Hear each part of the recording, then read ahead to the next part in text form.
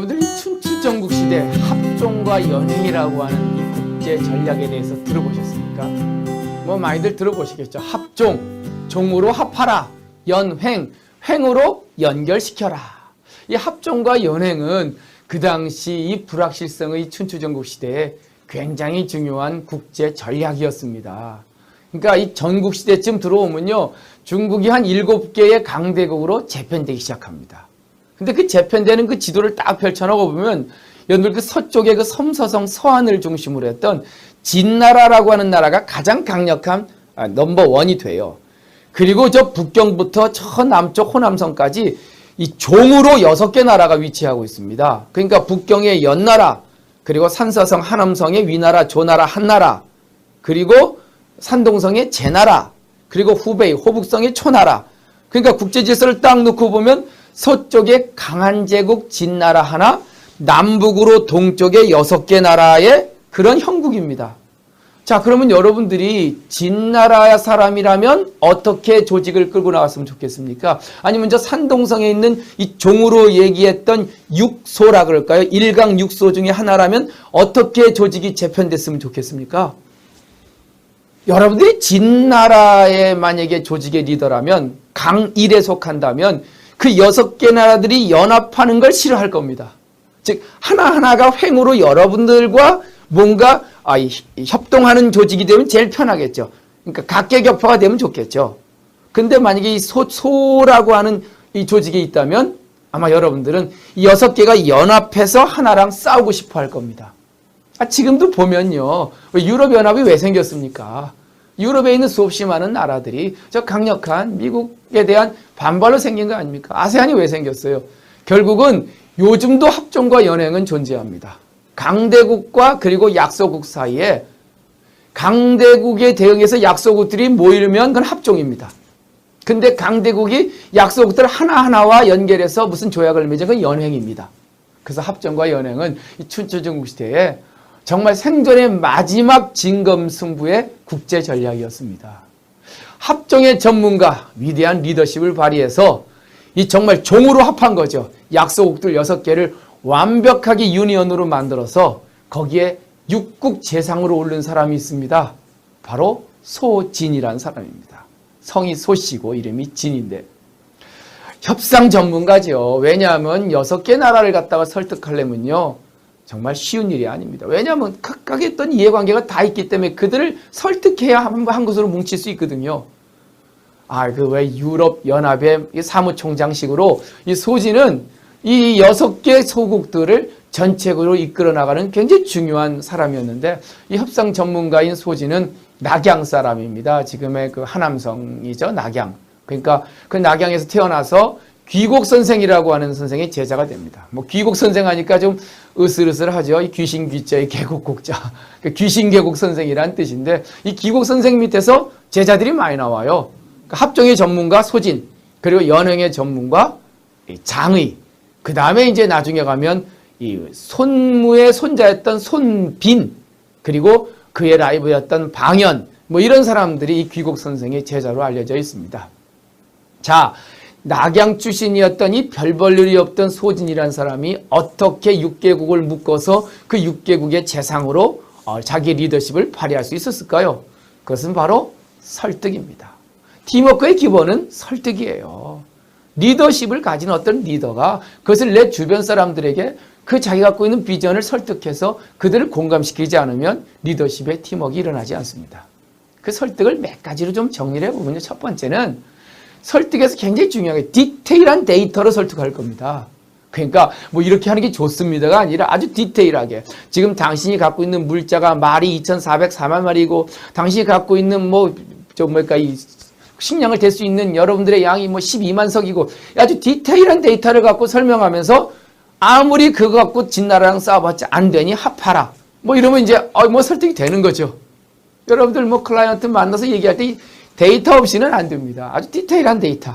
그것이 물론 나중에 가면 좀 허위일지라도 일단 상대방한테 그래서 어떤 분은 그래요. 소수점 한 자리까지 얘기하면 굉장히 디테일하게 보인대요. 27%가 아니라 27.45%입니다. 이러면 이제 거의 끝나는 거죠. 그 다음에 설득의 두 번째는 문제를 아주 단순화시켰습니다. 특히 그 연나라, 북경이죠. 연나라 설득할 때 딱 그래요. 당신과 진나라 사이에 조나라가 끼어 있습니다. 자, 이 조나라는 당신 옆에 있는 나라고 진나라는 멀리 있는 나라입니다. 당신 누구와 더 가까워야 될까요? 먼데 있는 진나라와 가까워야 될까요? 아니면 옆에 있는 조나라와 서로 합종해야 될까요? 뭐 문제는 뻔한 거죠. 이웃하고 합쳐야 이긴다는 거죠. 또 세 번째 이 설득의 원칙은 간단한 속담이나 이슈로 설득하는 겁니다.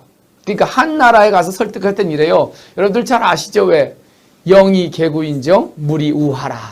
예, 차라리 개구, 닭의 주둥아리가 될지언정 물이 우후라. 뭡니까? 이 소의 꼬리가 되지 말아라. 좀 무슨 뜻이죠? 그러니까 결국 남의 꼬리로 살지 말고 당당하게 당신의 그 힘을 과시하려면 진나라한테 굽신거리지 말고 정말로 하면 합종을 해서 권력을 쥐어라. 뭐 이런 얘기를 아주 간단하게 이슈를 갖고 설명을 해요. 그리고 참 중요한 이 협상 중에 하나가 자극입니다. 특히 제 나라 같은 산동성에 있는 나라 설득할 때는요. 아주 꽉꽉 찔러요. 당신이 얼마나 창피한 일이냐. 당신이 원래 이 제나라 황공 이후로 패자가 됐던 거 아니냐. 근데 저 뒤늦게 출발한 진나라가 지금 저렇게 설치고 있는데 그 밑에서 당신 뭐 죽고 살 거냐. 아주 그냥 자존심을 팍팍 긁어대는 거죠. 어쨌든 이 소진이라는 사람은 그 당시 국제 전략을 완전히 뒤바꿔 버립니다. 즉 6개 나라가 합종을 함으로써 강력한 진나라의 발을 묶어놔요. 그러나요. 세상이라는 게 하늘이 있으면 땅이 있고 바다가 있으면 산이 있는 법. 아니다. 무슨 소리냐. 6개국이 같이 연합해봤자 다 죽는다. 살려면 알아서 기자. 횡으로 연결시키자는 이 현행 전문가 장이란 사람이 나옵니다. 이 장이는 아까 그 소진하고 같은 학교 출신이고 동창생이에요. 사실 어떻게 보면 장이는 동창생과 라이벌이 된 겁니다. 굉장히 친했던 친구인데 소진이 육국 재상이 되니까 자기 동창생이 요즘 말로 하면 잘 나가잖아요. 그래서 갔어요. 나 좀 써달라. 근데 만나주지도 않은 겁니다. 냉랭한 거예요. 그리고는 나중에는 초나라 보물을 훔쳤다고 누명으로 곤장 100대를 맞추고 내려보내요. 쫓아냅니다. 그러니까 이 장이가 아주 열이 받아요. 야, 그렇게 친했던 동창생이 권력 졌다고 나를 갖다 이렇게 요즘 말로 하면 개차반으로 만들어. 그때부터 분발해서 자기가 갖고 있는 역량을 극대화시킵니다. 그리고는 강력한 진나라의 객경, 손님객자, 벼슬경자, 그러니까 외부 출신 영입인사로 들어가요. 그리고 진나라를 설득해서 다른 나라와 연결시켜서 연행의 새로운 판을 짭니다. 근데 말입니다. 그 친구 소진이요. 냉대했지만 나중에 밝혀져요. 그게 진정 자기 친구 장이를 위해서 그랬다는 걸. 예. 내가 너를 대접해주면 내 옆에서 먹고 살겠지만 네가 갖고 있는 능력이 크니 그걸 분발시키려면 내가 할 수 없이 했다. 그래서 뒤에서 끊임없이 사람을 보내서 그가 진나라 객경이 될 수 있도록 도와줍니다.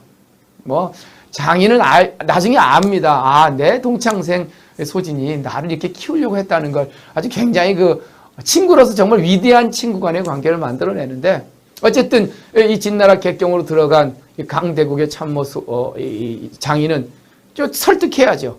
그러니까 똑같은 이슈인데 종으로 합할 거냐 횡으로 연할 거냐. 이건 설득의 그 논리의 기점을 어디다 두냐에 바뀌는 건데 가서 이래요. 아주 쉬운 예로 설득합니다. 이제 육국이 합종돼 있으니까 가서 그래요. 야, 형제들도 돈 때문에 싸우지 않냐. 지금 너희들 뭉쳐있지만 결국은 다른 나라들 아니냐. 결국 이해관계가 얽히면 싸우게 돼 있다. 싸우면 깨질 거고 깨지면 간다. 결국은 쉬운 예로 상대방을 설득해서 합종을 깰라 그래요. 그 다음에 또 그런 얘기를 합니다. 뭉치면 해롭다. 이상하죠? 뭉치면 강해지는 거 아닙니까? 근데 얘를 싹 바꾸면 돼요. 저구침주라 싸울 적자 깃털 우자 침몰될 침자에 배주자 적우. 예. 깃털도 많이 싸우면 배가 침몰한다. 그러니까 이 뭉치면 해롭다는 얘기를 이렇게도 풀 수 있어요. 그러니까 가벼운 깃털도 많이 쌓이면 배가 침몰시키듯이 당신들이 뭉치는 게 오히려 당신들 죽는 일이다. 참 재밌지 않습니까? 요즘 우리도 보면요. 남한과 북한, 그리고 일본과 러시아, 중국, 그리고 미국. 정말 합종 연행이죠. 살아남기 생존에 대한 종으로 합할 때도 있고 횡으로 연결될 수 있습니다. 어떤 게 정이냐 옳으냐는 중요한 것 같지 않아요. 전 회사도 마찬가지라고 봐집니다. 생존한다면 종으로 합하면 어떻고 횡으로 연결하면 어떻습니까?